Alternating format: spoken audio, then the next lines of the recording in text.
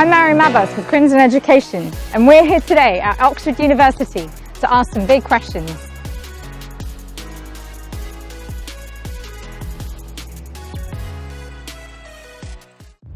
What's the best thing about being at Oxford University? Definitely like being able to live in a college with loads of people for 3 years rather than just like living in halls and then like moving into a house with like 5 or 6 friends. Like it's really nice. I feel like colleges give you like a smaller group of people that you can like get to know better than just having like a massive university that has like loads of people walking around and then you don't really know anyone. The resources that we have access to, like the Bodleian Library and stuff. I think the one-on-one attention is really cool. That's not something you get at a lot of American universities, so coming here, it was really cool to get that. Everyone's not boring. You think everyone will be really boring, but they're actually not. And everyone's like really normal and really like you, so it's great. I'd say it's definitely the tutorial system, when you get to kind of talk about your subject one-on-one with tutors. It's a really kind of personal way to do your education. Being plowed with alcohol as soon as you get out your exams.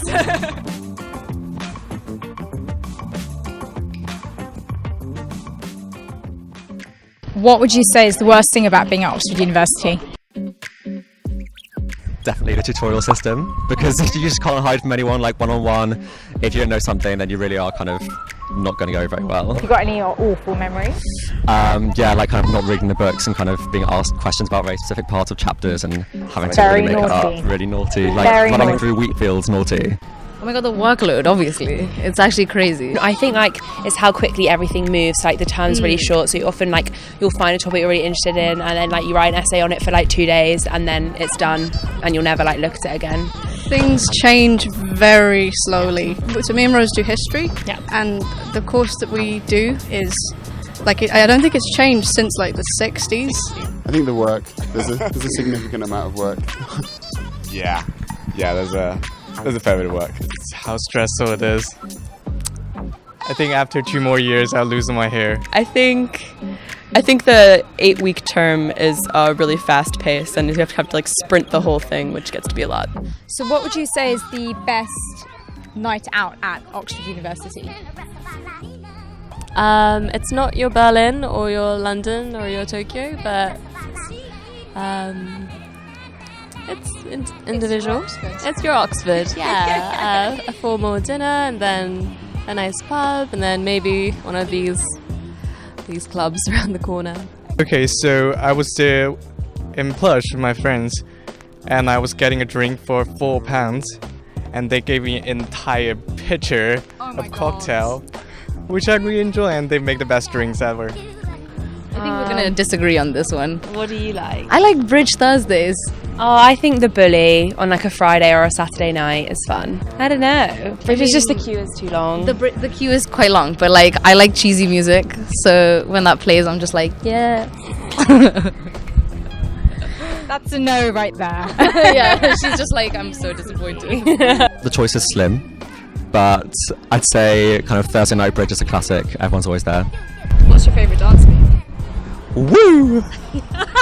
Oxford has quite a lot of pubs. It's quite a pubby place, so lots of people. We're both physicists, and we did a physics trip to the pub to chat at the end of exams. So the people do go to the pub quite a lot as well if they don't like clubbing.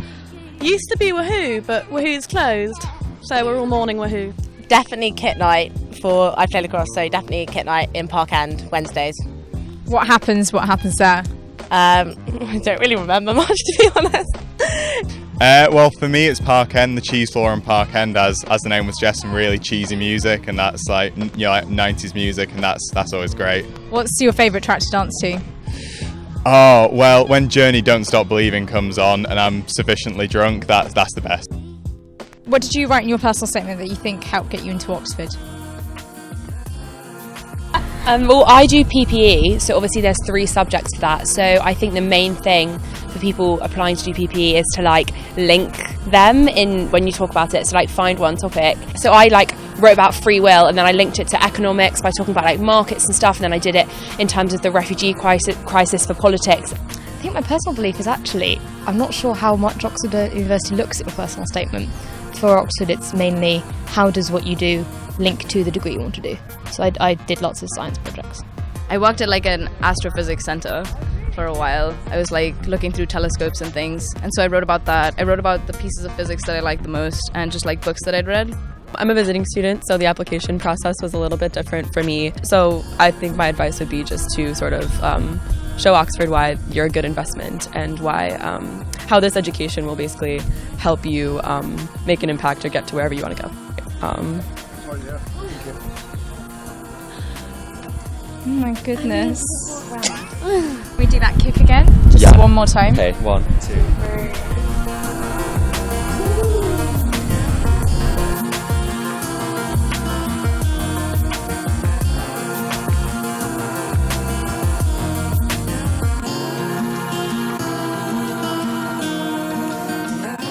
If you want to know more about the top tier universities around the world, subscribe to Crimson Education.